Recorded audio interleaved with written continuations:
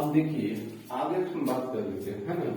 अब एक धातु की कहानी हो गई, धातु क्या है, अब एक बात बताना। अब बोले सर क्या धातु बारे में बता रहे हैं तो बताइए कि अभी अब बोले चमक होता है, बहुत से धातु में जो चमक होता है धातु कहलाता है, ठीक है। लेकिन आज देखिए, ठीक है, सबसे अधिक सबसे सर्वोत्तम प्रकार का विद्युत और ऊष्मा का सुचालक धातु। तो ये क्या होगा, सोना हो गया, सोना हो जाएगा, चांदी हो जाएगा, है ना। ऐसे सबसे उत्तम मतलब कहेगा तो चांदी आगे चांदी होगा, ठीक है। और देखिए ऊष्मा और विद्युत का जो होता है चालक पदार्थ जो होता है, चालक धातु जो होता है, आपका सर चांदी तो होगा, बिल्कुल सही जवाब है, चांदी होगा। सोना भी होता है मेरे भाई, सोना भी होता है। उसके बाद आप कॉपर के आप देखते होंगे, तार के कॉपर के होते हैं। उसके बाद मैग्नीशियम के तार देखे होंगे, है ना, कॉपर जिंक तो इत्यादि कर लेते हैं। आप रखिएगा ये सभी क्या है, ऊष्मा और विद्युत का चालक है। अब एक बात समझिए, ठीक है, ये सब क्या है।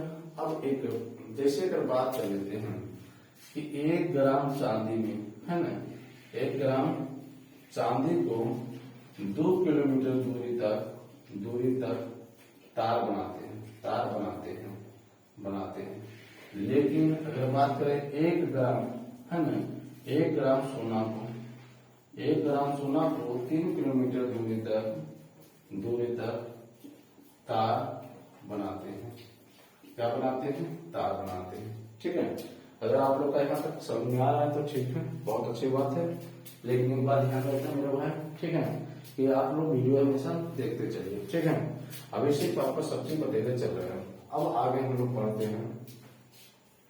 अगला जो हम लोग पढ़ेंगे आधातु की बात करें। आधातु जो होता है बताएं, आधातु जो होता है 20 होता है ना। अब ध्यान से सुनना कि बोले सर आधातु किसे कहते हैं, है ना। आधातु अगर बात करा जाए कि आधातु कहते किसको है तो क्या जवाब आएगा।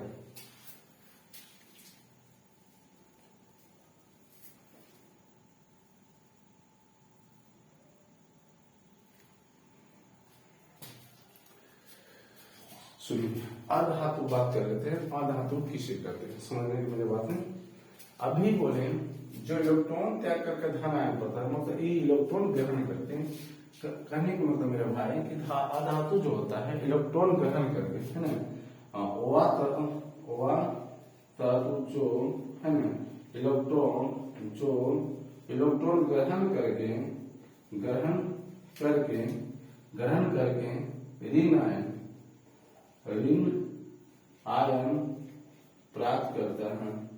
प्राप्त करता है, उसी को हम लोग क्या कहते हैं, उसी को आधातु कहते हैं। आपके देखिए मन में ख्याल आ गया कि सर हम आपकी बात नहीं समझ पा रहे हैं कि आयन क्या, आखिर कैसे धन आयन प्राप्त कर लिया और ऋण आयन प्राप्त कर लिया, क्या हमको इसके बारे में समझा सकते हैं। हाँ बिल्कुल, क्यों नहीं, थोड़ा सा हम समझाने की कोशिश करते हैं, आप लोग थोड़ा समझिएगा।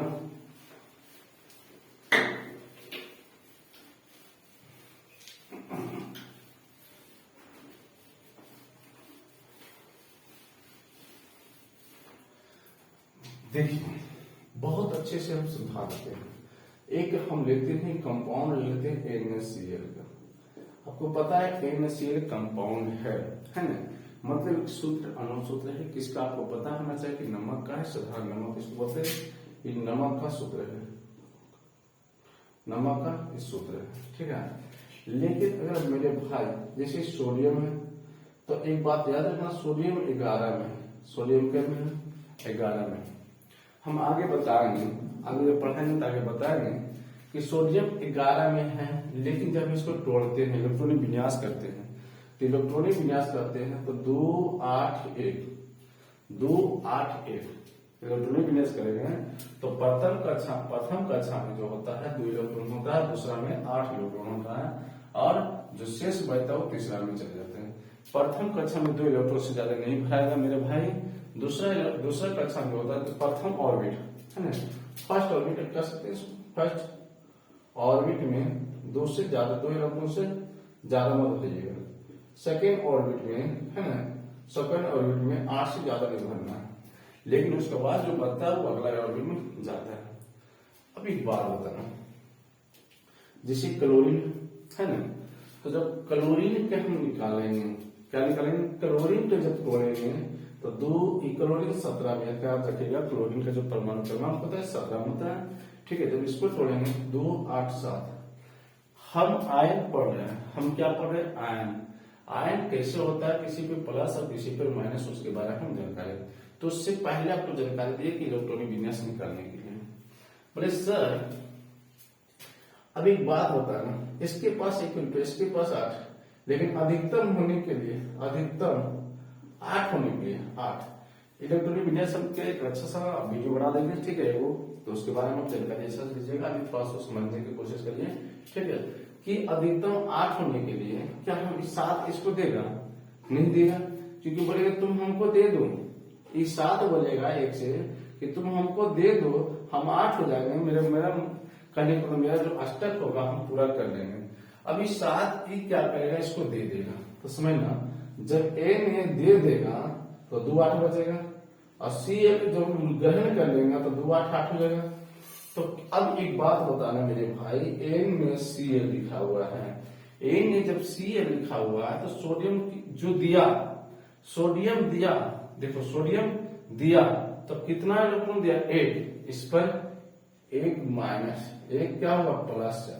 जो देता है वो प्लस में, जो देता है वो प्लस में, और जो ग्रहण किया कई गो, 1 गो, ये हो गया। ऐसी प्लस माइनस को हम लोग कहते हैं आयन। इसी प्लस माइनस को क्या कहते हैं, आयन कहते हैं। इसी प्लस माइनस को हम लोग क्या कहते हैं, आयन। जब पढ़ेंगे आयन 2 प्रकार के होता है, ठीक है। एक होता है पॉजिटिव आयन, ठीक है, पॉजिटिव आयन मतलब धन आयन, एक होता है निगेटिव आयन मतलब ऋण आयन। आ रखना, ठीक है। यहाँ तक हमको लगता है आपको समझ में आ रहा होगा।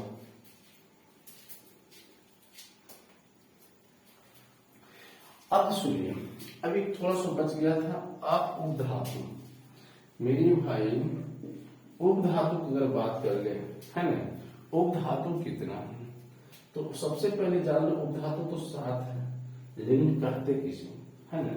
उपधातु जो कहते किसे है कि अब बताइए, जिस वैसा तत्व, ठीक है, मेरे बात समझना, वैसा तत्व जिसमें धातु और अधातु का गुण विद्यमान रहता है, ठीक है। उसे हम क्या कहते हैं, उसे हम कहते हैं